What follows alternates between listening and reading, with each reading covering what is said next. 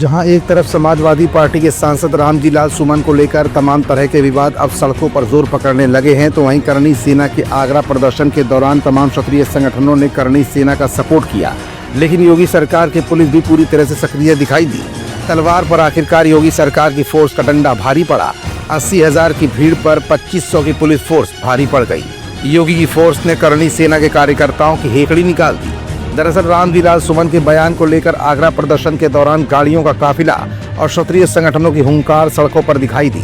हर तरफ वाव वाव करती हुई आवाजों के बीच हुंकार भरने वाली करणी सेना से पूरा प्रशासन पहले से ही चौकन्ना था। हालांकि इसके एक दिन पहले ही अखिलेश यादव ने लखनऊ में प्रेस कॉन्फ्रेंस कर यह भी कहा था कि इतिहास को इतिहास रहने दिया जाए, वो इतिहास ही क्या जो आपस में लड़वाए।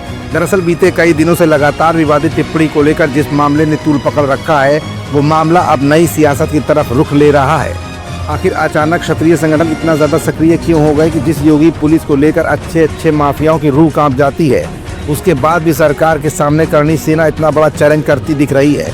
जहां एक तरफ विपक्षी दल समाजवादी पार्टी करणी सेना को योगी सरकार का ही ट्रूपर्स करार दे रही है, तो वहीं आगरा में योगी की पुलिस ने दिखा दिया कि सख्त प्रशासन के मामले में योगी किसी से कम नहीं है। क्षत्रिय समाज से लेकर करणी सेना समेत तमाम संगठनों ने समाजवादी पार्टी के खिलाफ मोर्चा खोल दिया है और सड़कों पर उतरकर प्रदर्शन कर रहे हैं। जो अखिलेश यादव अब तक ये कह रहे थे कि अगर रामजी लाल सुमन को कुछ हुआ तो इसका जिम्मेदार सीधे तौर पर सरकार ही होगी।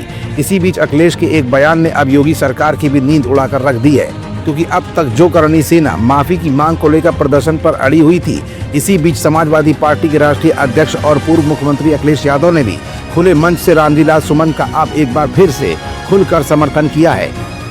इटावा में एक जनसभा को संबोधित करते हुए रामजी लाल सुमन के बयान को लेकर मचे बवाल पर अपना पक्ष अखिलेश ने रखा है। अखिलेश यादव ने कहा कि अगर कोई हमारे रामजी लाल सुमन या हमारे कार्यकर्ता का कोई अपमान करेगा तो हम समाजवादी पार्टी के लोग उनके साथ खड़े दिखाई देंगे, उनके सम्मान की लड़ाई लड़ने का काम करेंगे। साथ ही अखिलेश यादव ने कहा कि ये सेना वेना सब नकली है। हिटलर ने भी एक ट्रूपर सेना बनाई थी, वो अपने समय में एक फौज रखता था, उसने अपने कार्यकर्ताओं को पुलिस की वर्दी पहना दी थी, फिर उन्हीं से अपने विरोधियों की पिटाई करवाता था। ये सेना जो दिखाई दे रही है ये वही है जो बीजेपी वाले हैं, यानी वो ट्रूपर्स हैं। रामजी लाल सुमन जी या किसी भी कार्यकर्ता का अपमान करेगा तो हम लोग भी समाजवादी लोग उसके साथ खड़े दिखाई देंगे, उसकी सम्मान की लड़ाई लड़ने का काम करेंगे। और ये सेना वेना सब नकली है, याद रखना। हिटलर ने भी बनाई थी एक ट्रूपर। हिटलर अपने समय पर एक फौज रखता था, अपने कार्यकर्ताओं को पुलिस की वर्दी पहना देता था, फौज की वर्दी पहनाता था, फिर अपने विरोधी लोगों को पिटवाता था। उसका नाम था ट्रूपर्स, कहा करते थे उसे।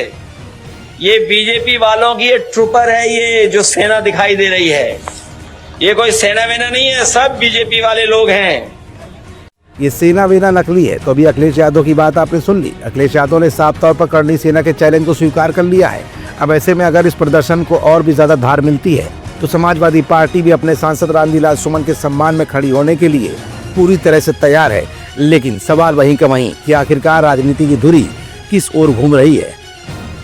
कहीं ऐसा तो नहीं कि 2027 के विधानसभा चुनाव को लेकर अब वोट बैंक की राजनीति हिंदू और मुस्लिम ध्रुवीकरण से हटकर दलित बनाम क्षत्रिय की ओर घूम रही है। फिलहाल जल्द ही इस मामले में अगर कोई ठोस निर्णय न निकला तो ये लड़ाई बढ़ती जा रही है, जो न सिर्फ सरकार के लिए बहुत बड़ी चुनौती होगा, बल्कि जातिवादी राजनीति को देखते हुए इस लड़ाई का थमना भी अब बेहद जरूरी है।